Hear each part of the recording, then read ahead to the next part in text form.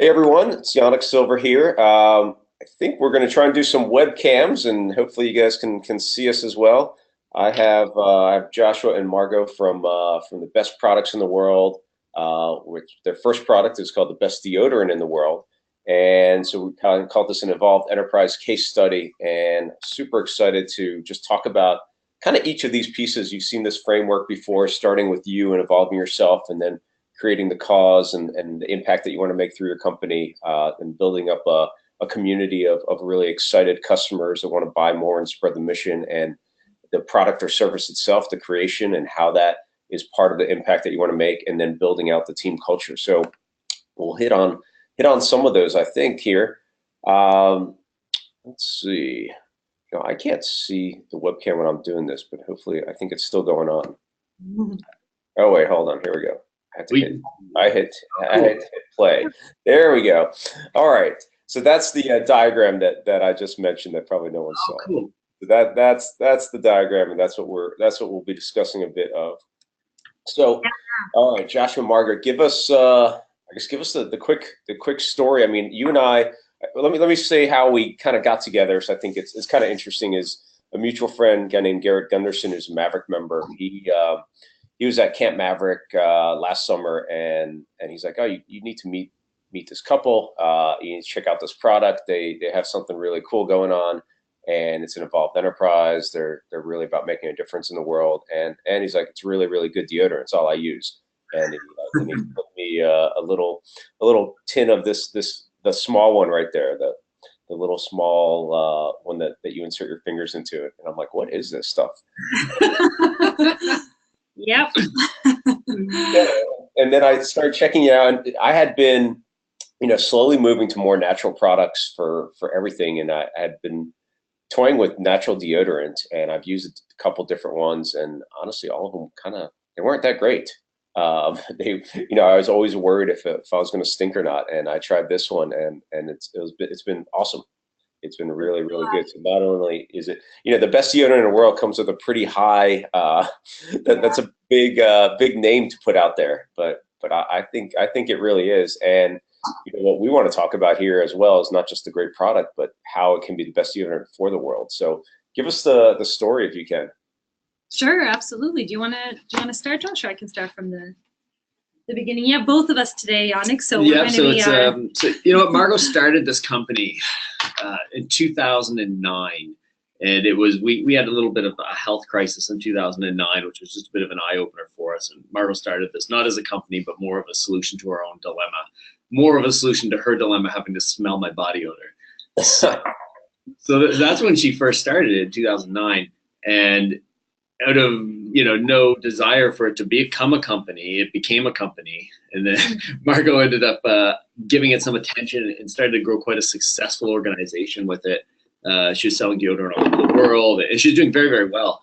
And fast forward to 2016, April 2016, I had a lump that developed in my upper chest up here that was attributed to toxins in plastic, things like phthalates and PVCs and BPA, all that, whatever, all that stuff.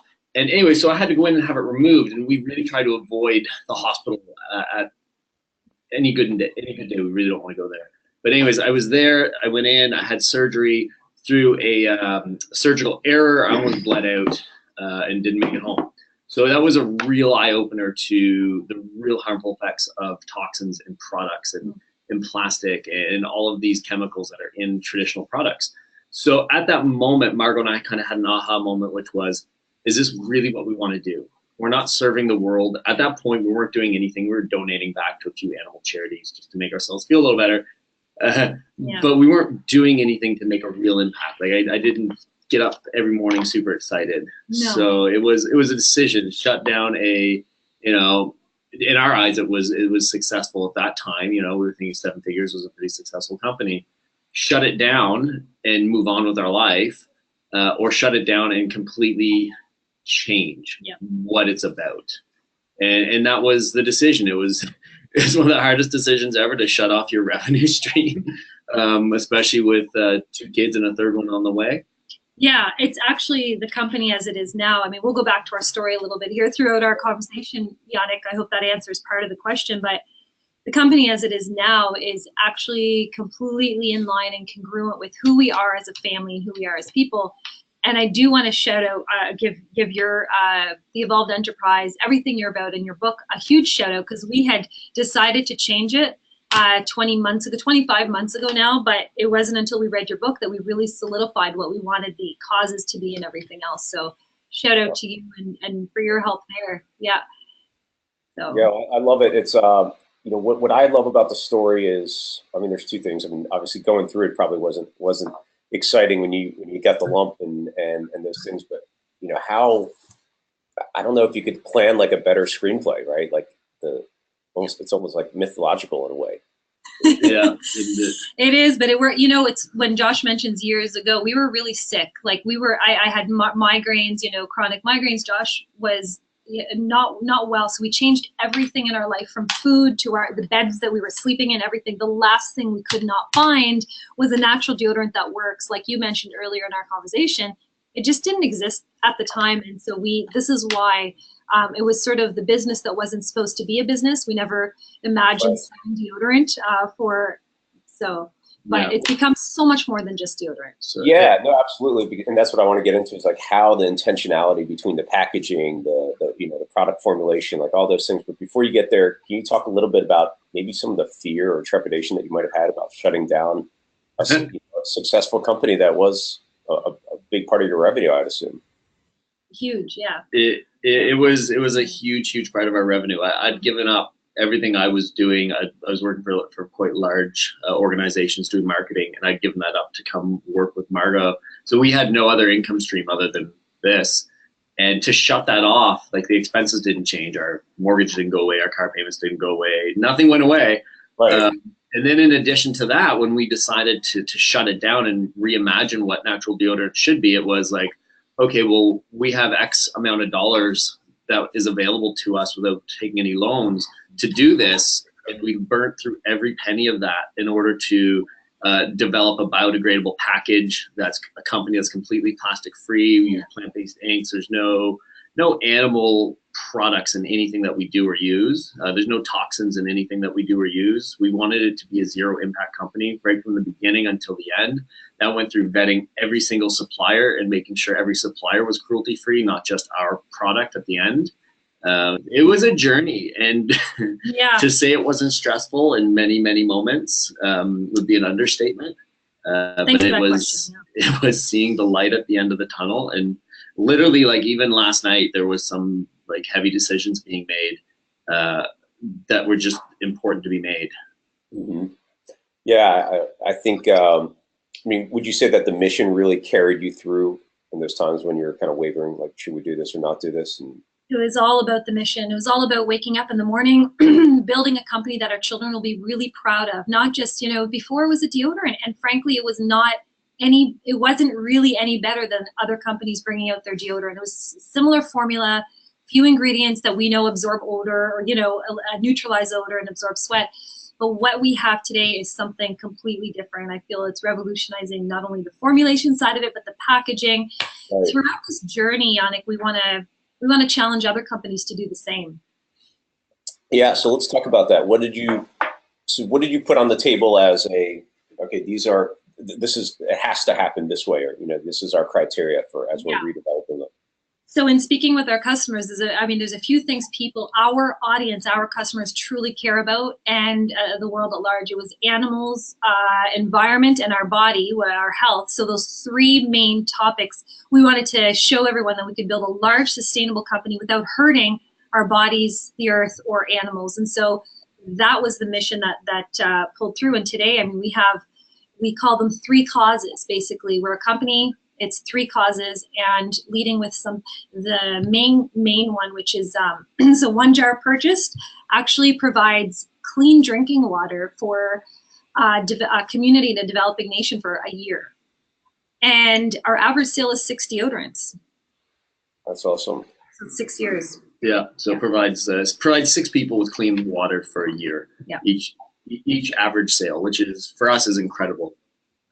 So that was one part. It was like, okay, well, providing clean water is vital. Margo and I have lived all over the world. We've traveled all over the world with our kids in quite a few developing countries where we've lived. And to experience that firsthand was really, really deep for us.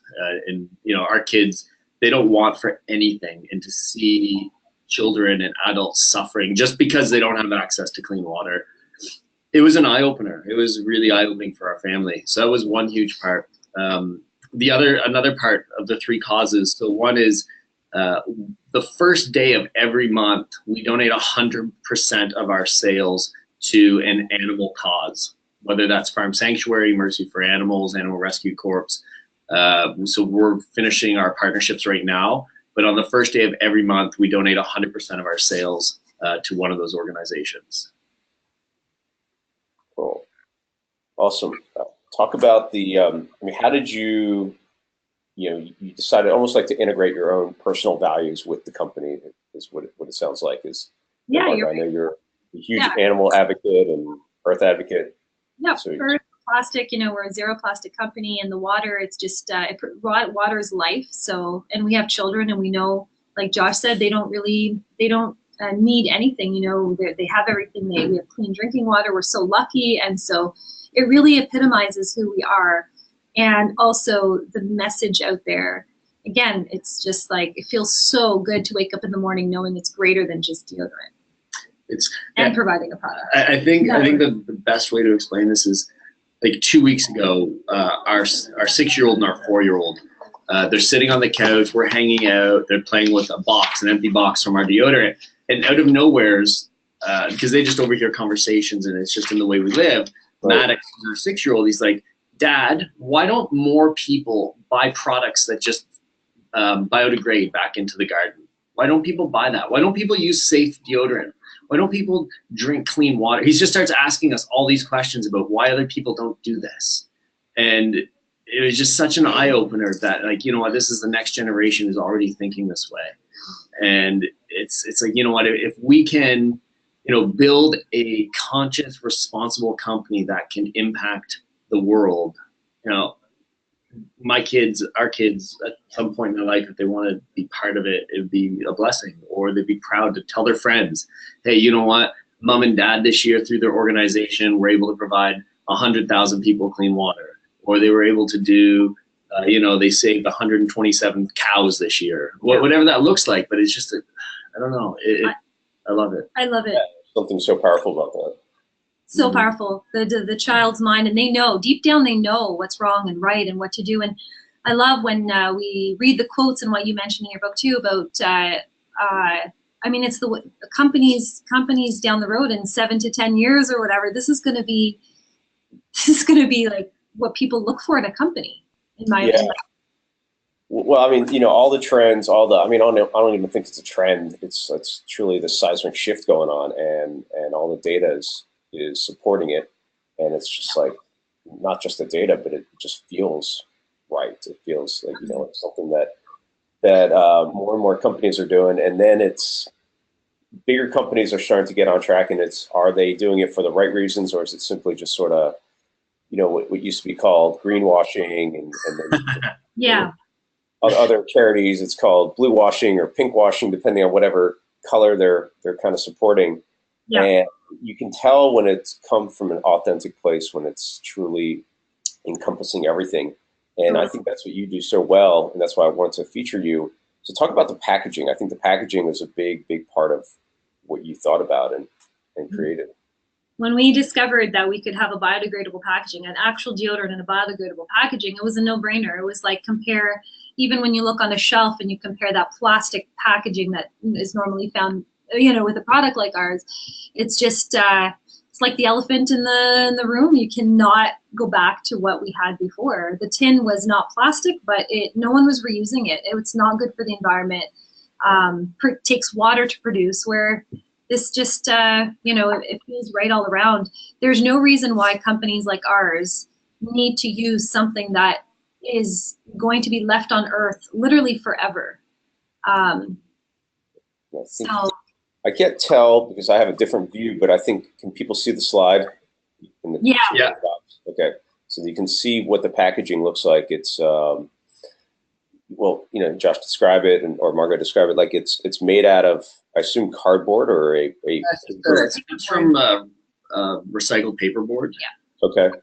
And then what we do is it comes in the same thing. It comes in a recycled paperboard box as well, with recycled crinkle paper inside.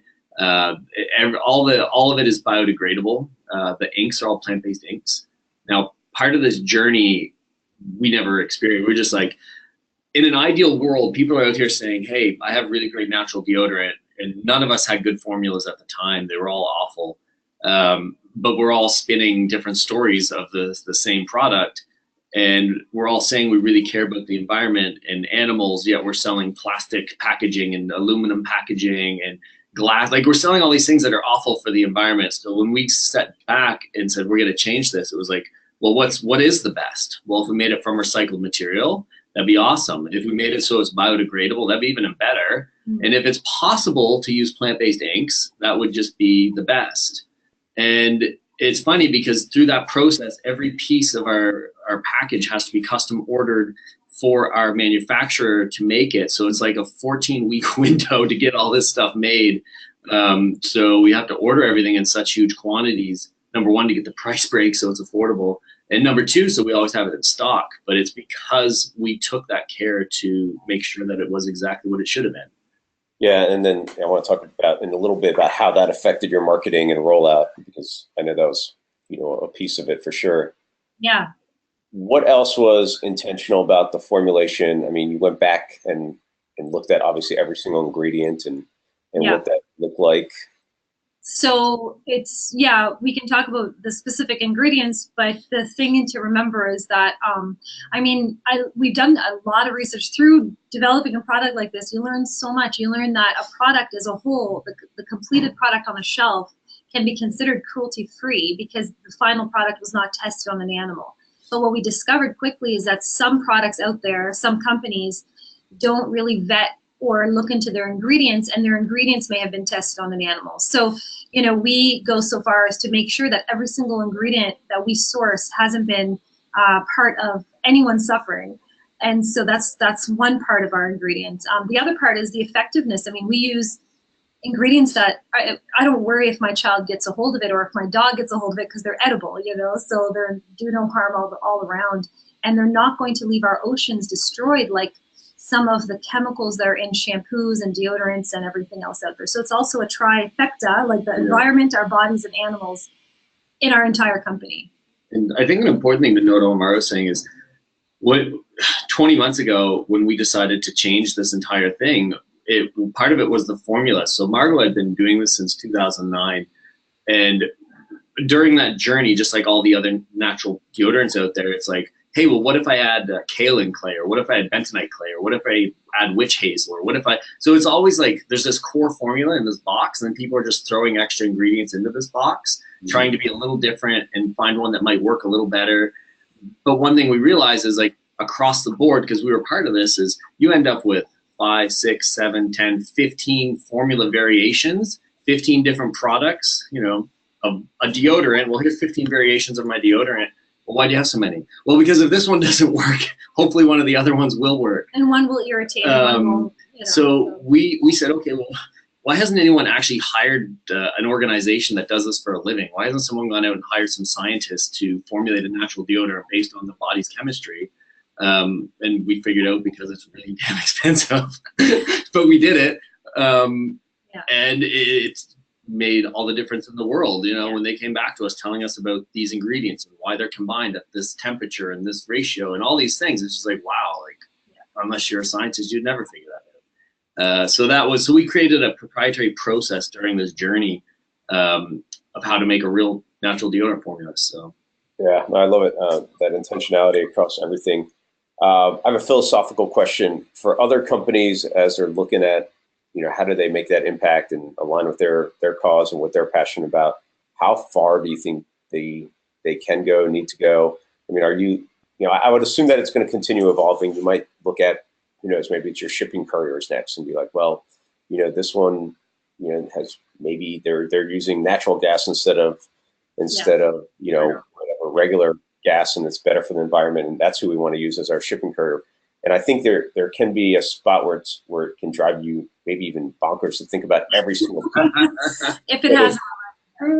But it's so powerful. Like, I don't know, that intentionality around everything to me is so, it's just powerful because you are bringing consciousness to it. And then as you bring consciousness to one part, to me, it typically blends and continues on to the next piece. So it's does it absolutely. ever end? I love that. I love what you're saying, because we think about this every day. We think that we're the insane, crazy ones out there who are like, no, you know, this person, okay, so we talk about, every company like ours talks about a sellout, or okay, you know, we're like, no, we're not going to sell out to any company that's harming the environment in any way, you know, something like that. But as far as that goes, yes, we have, I don't think it needs to be that deep. I think one step in the right direction for any company is a huge thing to celebrate. Yeah. Especially if it's for the right reasons. Like, every decision we make it because we give a shit. It's not because it's like, oh, I think this would be good for business and I think we could get a few more sales. Yeah. It's because, like, you know what, this day and age, you can build your dream organization that you really believe could change the world, and it resonates with who you are. And that this company is, we look at it as a big embodiment of who we are as people. And like Margaret said earlier, once you know something, you can't unknow it. If you know something's bad and you're still doing it, then you need to start changing right away. And Margaret mentioned that if a company makes one small change, I think she's right, they make one small change in the right direction for the right reason, I think you can start seeing that compound. But it needs to be for the right reason. This is the really cool thing. Once you start making that change, then, like you said, it's almost like an endless, you know, benevolent, virtuous cycle, maybe.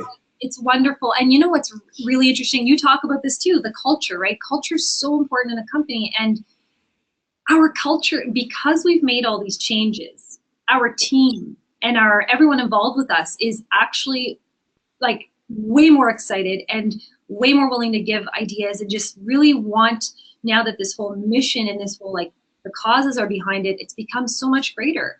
We have allies in our customers again. We have, you know, it just, indirectly, it's amazing for business. But yeah, we just lead with our hearts this way. And I think it's really important for other companies to hear that they don't have to, you can build a massively successful company and give back a ton, as we know from Patagonia and all the other companies. All the great ones out there. Yeah, who do you look up to? What other companies? You mentioned Patagonia. Is there anyone in the personal health space or care space that you look up to? There are so many. I follow so many of them very, very closely. Do you want me to go first? Because I know you have your own. We have our own. Yeah. Yeah, Patagonia is one of them. I mean, there's critics out there on all sides. I love what they've done with their. I mean, you go onto their website at any given time, and their heart is on they're on their sleeves, as they say, or whatever the expression is. And it's just amazing. You know, it makes me want to buy all their products. And so, you just wearing a Patagonia jacket just a second ago, Josh. I think. Yeah. It's funny. Yeah. I was. It came in the mail this morning. So it was meant to be. Anyways. That company, and also. Yeah, I love their stuff. Yeah. There's also other great ones. I mean, me personally, as a woman, I love some of the female entrepreneurs and CEOs doing great things out there that have incredible missions. I mean, Jessica Alba comes to mind for me, and Susie Bottas as well. She's doing great things, who owns Poopery. And there's just, there's so many to name. I love what Tom's Shoes has done. Even from a business standpoint, the Dollar Shave Club, they've done an incredible job with their stuff. But yeah, it's funny you brought up Dollar Shave Club. One of the things that, so we're just bringing on a video person as a full-time individual, because we really want to use video to tell our story. And our conversation we had yesterday with him was, if you could bridge, purpose and contribution and giving back, if you could bridge that with the humor of like Harmon Brothers that they brought to like Poopery and Squatty Potty and Purple Man, like if you could bridge those two and make that beautiful marriage and relationship and kind of create a category within the video space for what we want to do as an organization, I said, that would be the most magical thing. So like for me, that's what I want to do, is I want to bridge the humor with the purpose, mindfulness, contribution, really going out and impacting. Yeah, and the people that I look up to, the biggest spiritual leaders, like they have a joyfulness about them, a sense of just fun and laughter, and even though they're dealing with incredibly serious issues, but there's still that joy. And so I think you can merge what you're talking about, Josh. Yeah, love it. Yeah, amazing. Yeah. Talk a little bit about. All right, I'm going to go to a screenshot that I took. Can you guys see this? Put my glasses back on. We do, yes. Yeah. Okay. So this is like one of the packages that you've offered, and so from what I understand, you did a pre-sale and a couple different launches of what went on. So talk about the marketing and how that related to this revamping and what, how the logistics tied into it, because I think there's a lot of issues that people might be intrigued by. So so this has been a journey. When Margot first started her company, she was selling her deodorant for $18. That's what she sold it for. And anyways, up until we shut it down, the year before we shut it down, our average sale was just under $100. So like 2015, early 2016, the average sale for deodorant was just under $100, which is pretty remarkable for a single SKU product. Yeah. 2016, while we were shut down, we had this pre-launch site up just so people could see something. And the average sale over the 2016 into 2017 was $121. And it was, for me, I love it. I love the constant tweaking and playing the psychology game and doing that stuff, which was really fun. So having different packages, and it'll change. Literally every couple of weeks you could go on and it'd be a little bit different. We're always just testing, and it's changing again now for the campaign, what the causes, and just like Josh deserves all the credit in the entire world for the marketing piece. It's been incredible. He's a true genius. Yeah, I'm actually happy he's with the company full time now. Yeah, but how did you think about the marketing so you went dormant for a period of time and you had your mailing list of customers? Like, what was what's the sort of process of relaunching or getting the word out that this new formulation is out? And so we haven't officially launched, like the pre-launch site that you see, that's just about to come down. And that was more, we're not dead. We haven't gone away forever. We didn't do any advertising, marketing, promotion for that page. It was just there for people who just happened to stumble upon it or hear about it through somebody. So the customers were never really notified, hey, you should, No, so we emailed our list like 3 days ago for the first time in 20 months, which I wouldn't recommend. No. But it is what it is. What's been the response? We talked about building a community of advocates and zealots. What's been the response from the community now that you're coming back online?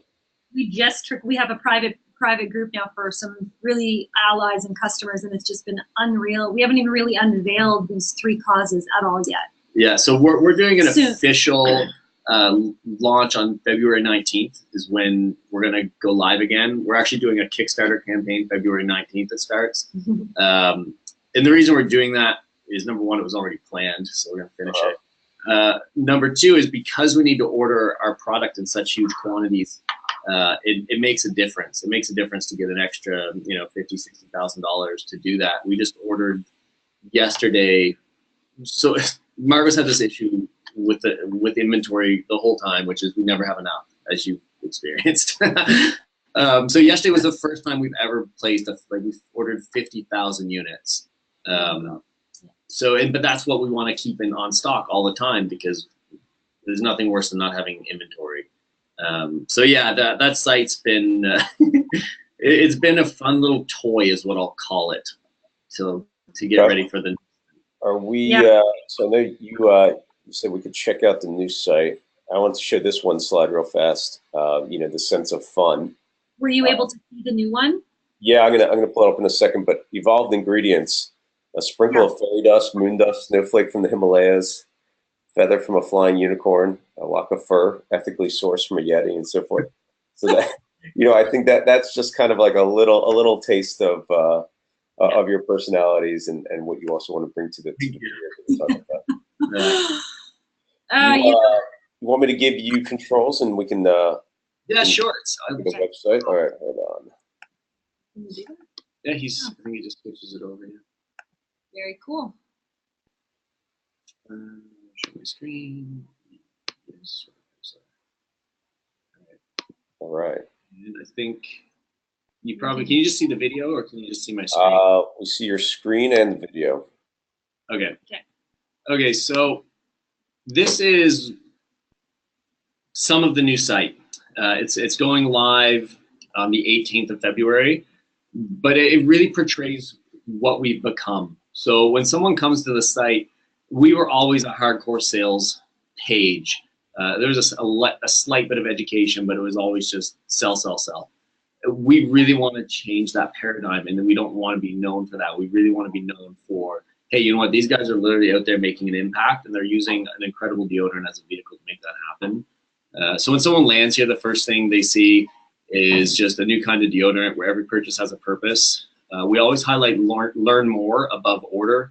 We would much prefer them to get engaged with us. There's no more long form page. It's just a slider, and then it just kind of goes through. So our 3 causes, the first one is when someone buys a year deodorant or buys one deodorant that provides 1 year of clean water to someone in a developing country. So same thing, you can learn more. And then just going across, 1 day every month, 100% of our proceeds, 100% of sales go to an animal cause. And same thing, you can learn more. This one here is Be the Best, Be Plastic Free. This is where we advocate for other companies to start changing their packaging, more in the biodegradable, plant-based, recycled direction, because it's definitely available nowadays. And what Margot had come up with is any company who wants to do that, we will put them in touch with every single one of our suppliers to help expedite that process. That's awesome. Yeah. That's really cool. Yeah, because it wasn't easy. It took months and months and months to vet these people and find them. So we're happy to provide all those amazing contacts. So we're excited about that. And this is just kind of a philosophy that we like: fall in love, make an impact, and be the best. So with the new site, it's much deeper. The old site literally had nothing but a sales page. So this one here, it goes through our story, our team. Our advisory team. Like, we don't have a very big team, but we have a cool team. So we've got Margot, myself. This is Rivers, who's our president. Everybody who's on our team showed up. We didn't go looking for them, and they fit our lifestyle and what we're about, which was incredible. One thing I forgot to ask: are you a virtual team or is everyone in-house there? The 3 core executive team members are local. We're working on making everything in-house. We just find people work a lot better that way, and it creates a way different culture. So we have a hero section, which you happen to be in as well. So these are conscious entrepreneurs and conscious people in the world who are out making changes, who just seem to come into our life, make impacts in our life, make impacts in other people's lives. So that's a part of it now. But one thing we really wanted to make sure is, I find a lot of people say a lot of things, but then they can't back it up. Like, they're cruelty free or they're sustainable. So everything that we do, giving first. We give before anything. We outline why and how we do that. Sustainability, how we're sustainable. Our impact day, which is the first day of every month, we give 100% back to animal causes. Why we do that and how that works. The 3 core causes, what it means to be plastic free, what it means to be cruelty free, and why just because someone might be flying that banner of, hey, we're cruelty free, doesn't actually mean that the product you're buying is cruelty free, because you don't know where the ingredients came from or what their suppliers were like, and, what it means. So anyways, there's just so much more depth to it. We want to make sure that people can actually start to understand what all of these things mean for a company and for them as a consumer, and how important it actually is. Yeah, what I think is really smart, and I want to talk maybe some of the marketing stuff, because there's the old Claude Hopkins, if you ever study him or know who that is, My Life in Advertising, back old school, and part of his philosophy was that a consumer doesn't really know anything until you explain it to them, right? And so part of having the, why the packaging is like this, why the printing is like this. So it looks like you're doing a much bigger job here of educating, advocating, and then hopefully getting them on board to. It's almost like a Trojan horse in a way. So they'll get the deodorant and then become advocates for something else, and maybe help other companies move to some of these other practices as well. But talk about the marketing side. Like, you said you're moving away from a more of a sales letter format here, and it's way too early, obviously, to tell us. It's the brand new site. We haven't seen anything. But what do you think is going to happen? You know what? I think the big picture is going to be way better. I can see. I don't know. I don't know what the average sale is going to be anymore. Right. I'm not doing one-click upsells in this process. I find, actually, that's a lie. We're doing a one-click upsell, which is a 100% donation to one of our causes. It has nothing to do with us. Okay. We are doing it, but it has nothing to do with us, and it has everything to do with what we're trying to accomplish. We can predict. So, we've just ran some numbers, and we're looking more in like the $65 to $70 range as kind of an average sale, which is still great. And there's so many more things you can do, and new partnerships. But well, yeah, that's absolutely right. I mean, I think the kind of caliber partnerships and the level of people that this will attract is totally different than if they're looking at a typical long-term sales letter site.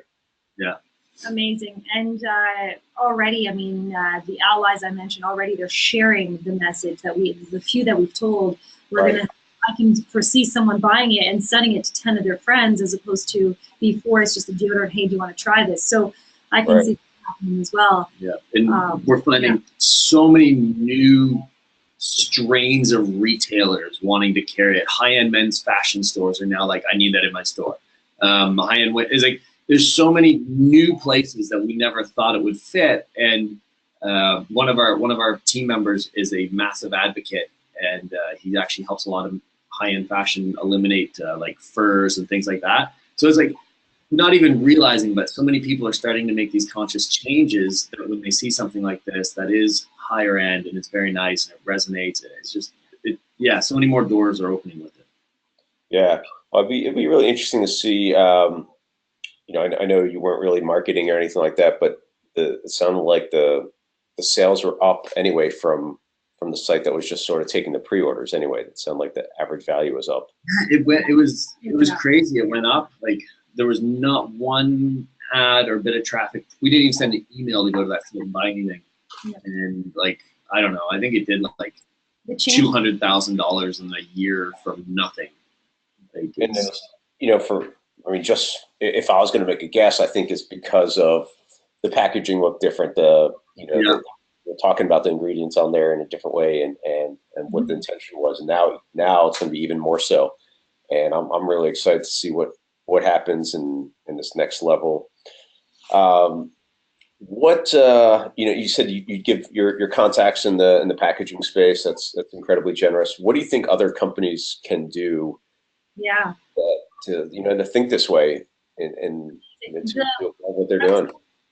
Love that question. I really think it's going to be well received. It's my main message is a company like ours, when someone asks you, what have you learned from this experience? I've personally learned that I want to tell entrepreneurs that it is actually okay to stop doing something when it's not working, or it's okay to quit. We've been kind of drilled our entire life through school. We don't quit, or we don't stop something. We don't quit, Margot. Other people can quit. Right on. And so, so like, this is the thing with companies is we can all consciously stop what we're doing, which is plastic or hurting the environment, and change to something that will not only maintain the level of sales they're receiving, but increase it, as we have proven, even though it's pretty anecdotal. We're one company, but in my heart, I'm like you, Yannick, I know it's the packaging, and I really feel all of that. I do want to talk about the suppliers too. I love the fact that as we grow, we can also raise each other's boats, or, as they say, and make sure that our ethical fulfillment house and our manufacturing, everyone that's doing good for the world is also raised up as well. So we want to give, we don't want there to be any, we don't want to hoard information when someone's doing a good thing out there. And so this is what really inspires me to do this every single day, is I know other sails and other boats are going to be lifted. It's good for everything across the board. Yeah. Everything. So yeah, I agree. What was the, without revealing exact maybe specifics, but if a company is looking at eliminating their plastic, because we're sort of incubating a company now to help, I'm going to put them in touch with you at some point too, is we're incubating this company to help other companies eliminate plastic in their supply chain and try and help them with their packaging as well, so that it stays out of the ocean. Is there an actual ROI that they could see, or is it going to cost them more in the packaging? It doesn't have to.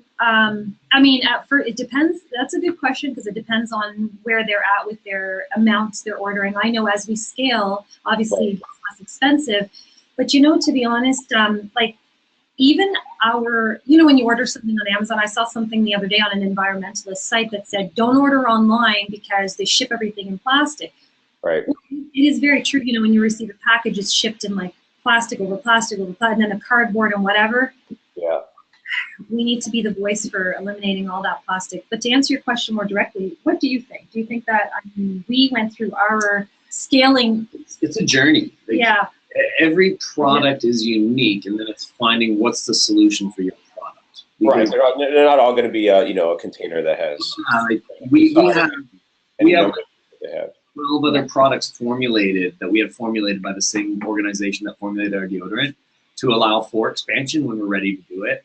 In the product line, and not all of them can come in this type of packaging. So a lot of them we're still testing and vetting and trying different types of packaging and finding there might not be an ideal solution, but what is the best one available today?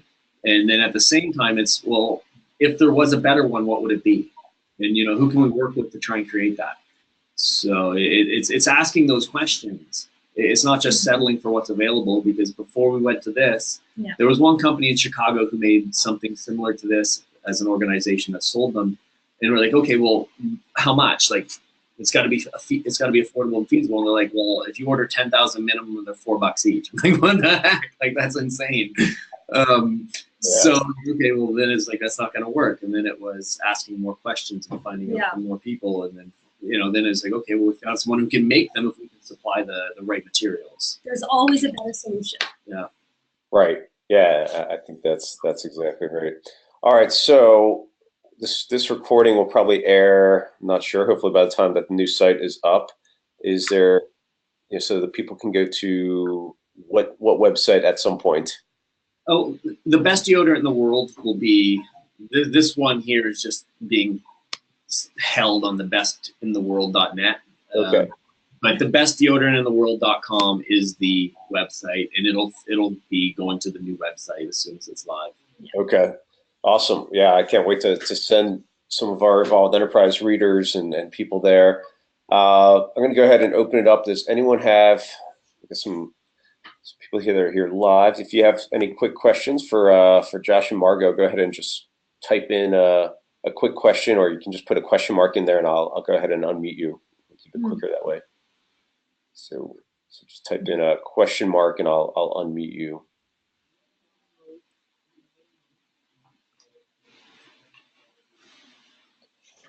All right.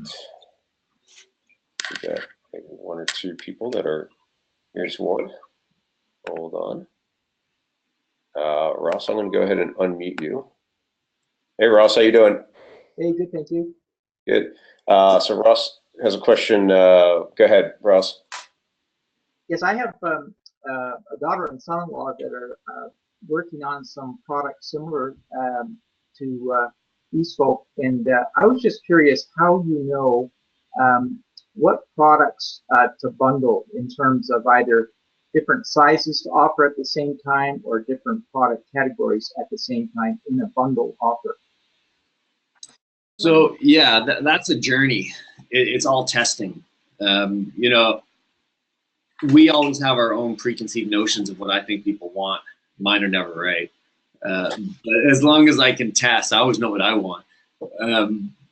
But it's at testing. It's just constant testing, little tiny tweaks. I test one variable at a time, And I just test it and test it and test it till I prove one's better than the other, and then I change one more variable. And over time, what's become the most popular thing for us is the average person buys 6 deodorants, which has become our average. And it gets easier over time, Ross, because you'll know your demographic and your audience, and as you grow, you'll know exactly the avatar that you are talking to. Yeah, and then it's just asking. We ask our audience a ton of questions too, but once you're able to start testing some of that, I find it goes a lot quicker. How do you engage your audience that way to ask them those questions? Margot usually just straight up asks them a question. It's so far. Well, sometimes email, but I mean, we have a decent social media following as well. Now we have this incredible. I mean, things are moving over to a private Facebook group, and the engagement in there is insane. Yeah. So it's just that's how I ask them. We pull them in. So it's a private Facebook group for the customers and people who are just really excited by what the deodorant stands for. The allies. Did you start that? When did you start that? Was that just recent when everything get reformulated? Yeah, a couple weeks ago. Yeah, and it's growing, and also because when you have this greater mission as well, people are allies of the mission. So that's the other piece to it. But I will say too, through the emails, through customers writing in, we've grown to really know them. So the packaging question and anything, I find it's becoming easier and easier to know who we're speaking to. Yeah. Right, and as because you really formulated and created this for yourselves, right? So then it's like finding other people that care about similar purpose, and then it's easy to talk to them. And do you find that is there times when here's what I've noticed, that as companies become, as I've termed, evolved companies, right, evolved enterprises, as they start doing these things, then there's more transparency. There's also more scrutiny. Like, have you found that there, that you have customers that are like, well, why are you using this instead of this? And have you seen that occur yet? You mean on a personal level? Why are we using something like? No, maybe inside the Facebook group or emails direct to you on. Yeah, there has been some of that. Generally speaking, people are super gracious, and we're very transparent in everything that we do or say, like everything. We're all learning and growing together that way too. So, yeah. Yeah. I think the more in the public eye you are, the more questions like that you're going to get. Yeah. Right. And same as people sending you their own thoughts and ideas of what your company should be, which is wonderful, that they see themselves as a part of it and have some great feedback and ideas for you. So much to the point that we had to put a policy on our new website that says, if we don't directly ask you for one of your thoughts and ideas and you happen to see it come out later on, it's not yours, it's ours. Because we're constantly coming up with our own stuff. Like, we have a team, and this is what we do every day. We're brainstorming to become better. And, sometimes we've already thought about what you mentioned, and it might come out. Well, yeah, and those advocates, they really care a lot, and then they're passionate about it. That's right. They are passionate about it. All right, Stephen, I'm going to unmute you real fast. You got a question here. Stephen, you there?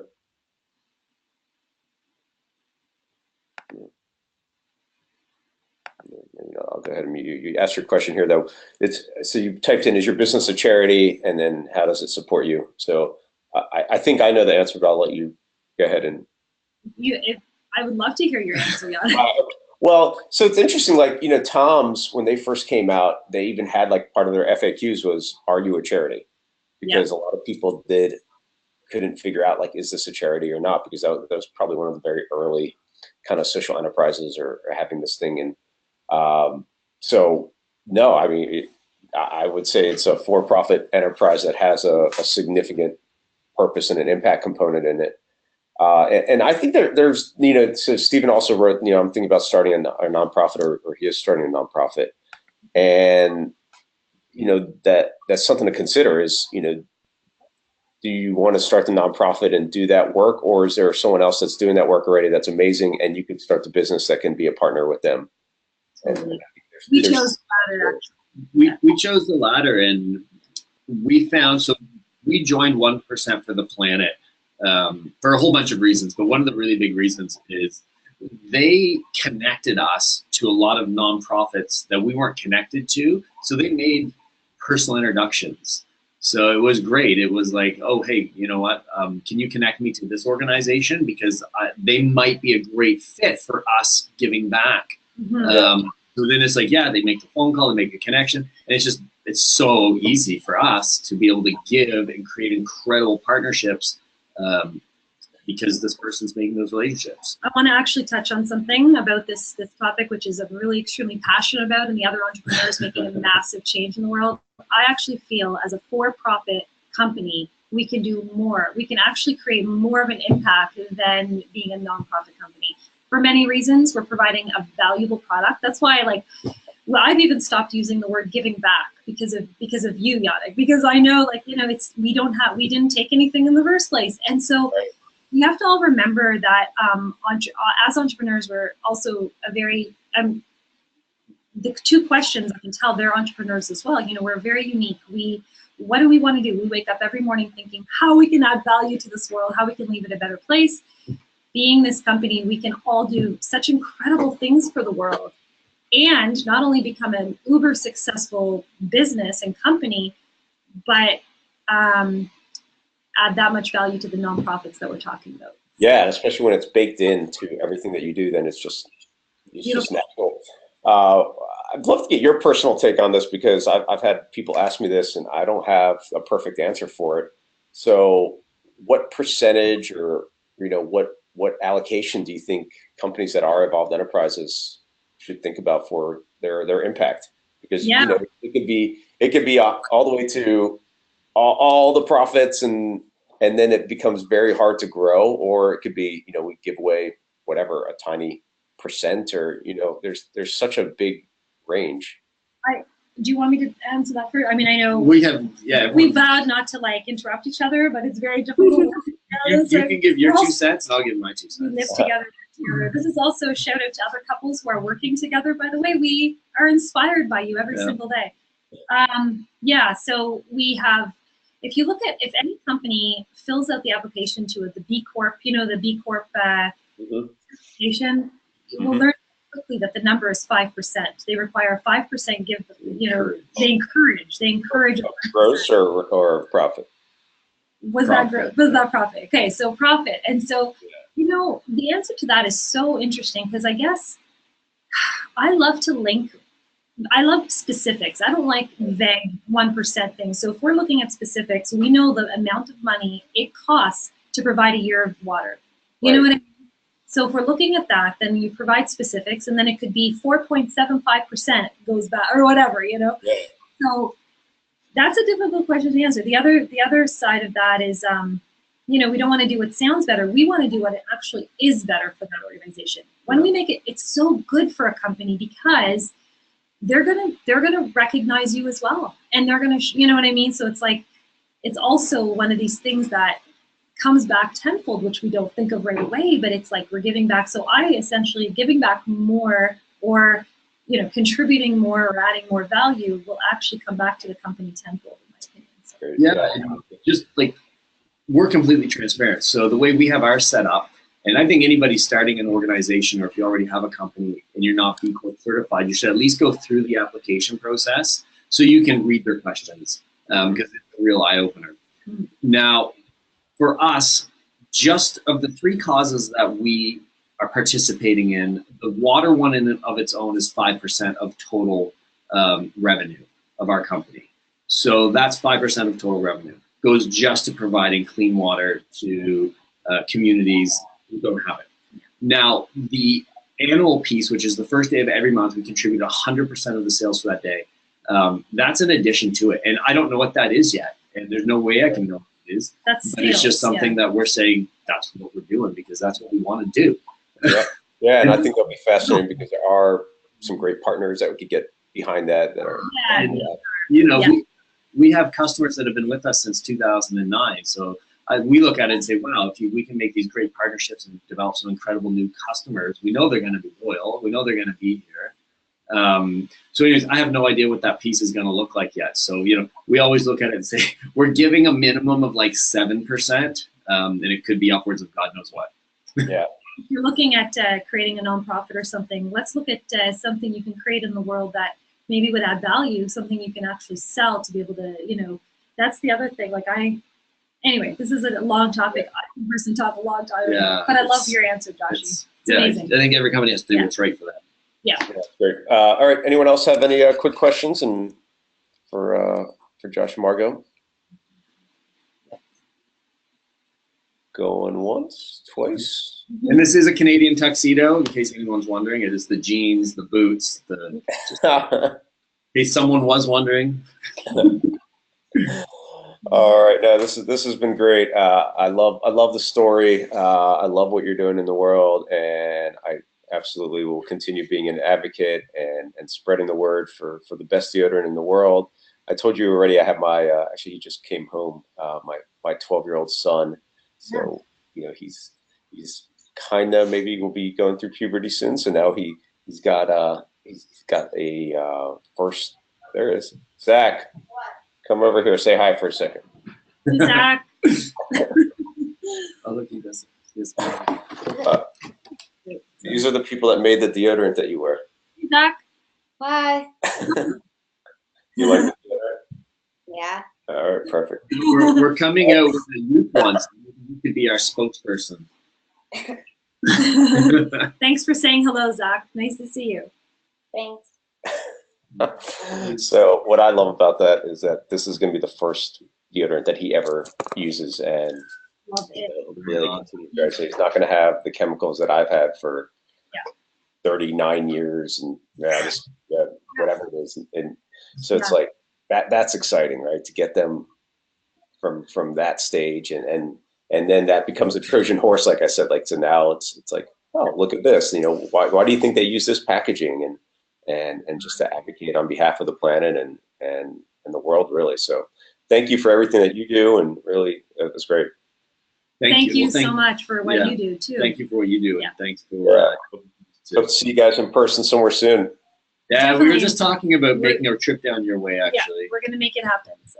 All right, cool. Or come out to camp or something in May. Ciao. All right, bye-bye. Thanks, everyone. Thank Bye. you, guys. Thank you. Bye.